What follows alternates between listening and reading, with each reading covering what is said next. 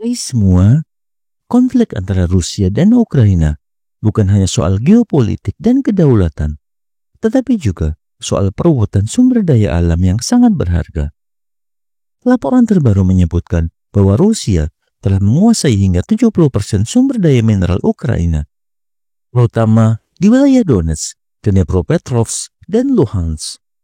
Wilayah-wilayah ini menyimpan sekitar 40% dari total cadangan logam Ukraina yang nilainya ditaksir mencapai 151 triliun dolar. Angka yang luar biasa besar ini jelas menjadi alasan utama mengapa Rusia begitu agresif mempertahankan kendali atas kawasan tersebut. Dengan nilai sebesar itu, bisa dikatakan bahwa tanah Ukraina bukan sekedar medan pertempuran, tetapi juga tambang emas bagi siapapun yang menguasainya. Bagaimana kisah selanjutnya? Simak video ini hingga akhir. Namun sebelum melanjutkan, jangan lupa untuk subscribe terlebih dahulu channel ini agar tak ketinggalan info menarik lainnya. Salah satu sumber daya paling strategis yang kini berada dalam genggaman Rusia adalah mineral tanah jarang. Elemen-elemen ini sangat penting dalam industri teknologi tinggi modern, mulai dari kendaraan listrik, ponsel pintar, hingga sistem persenjataan canggih. Bahkan, Presiden Amerika Donald Trump dikabarkan mengincar akses ke tanah jarang Ukraina sebagai imbalan atas dukungan Amerika Serikat kepada Kiev. Pernyataan ini seolah menegaskan bahwa bantuan Barat kepada Ukraina bukanlah tindakan filantropi semata, melainkan investasi dengan harapan imbalan yang menguntungkan. Presiden Volodymyr Zelensky memahami betul nilai strategis sumber daya alam negaranya. Pada Oktober 2024, ia meluncurkan rencana keamanan 5 poin yang menawarkan akses ke mineral berharga Ukraina bagi sekutu-sekutu baratnya.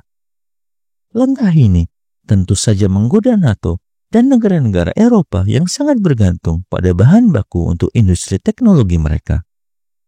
Sementara itu, Trump yang sebelumnya mengkritik kebijakan presiden sebelumnya dalam memberikan bantuan besar-besaran kepada Ukraina, kini justru tertarik untuk menegosiasi kesepakatan dengan Kiev terkait eksploitasi sumber daya alamnya.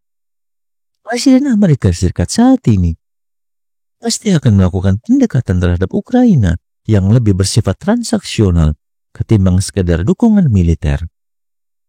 Tanah jarang sendiri merupakan kelompok 17 unsur logam yang memiliki peran krusial dalam berbagai teknologi mutakhir. Logam-logam ini digunakan untuk membuat magnet yang menjadi komponen utama dalam motor listrik, perangkat komunikasi, hingga sistem persenjataan militer. Saat ini, Tiongkok masih menjadi pemain dominan dalam industri tanah jarang global.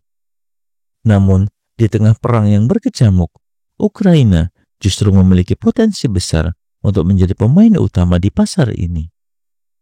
Negeri itu memiliki 22 dari 34 mineral kritis yang diidentifikasi oleh Uni Eropa sebagai bahan material esensial, termasuk cadangan titanium terbesar di Eropa, serta salah satu deposit litium terbesar di benua tersebut yang diperkirakan mencapai 500.000 metrik ton.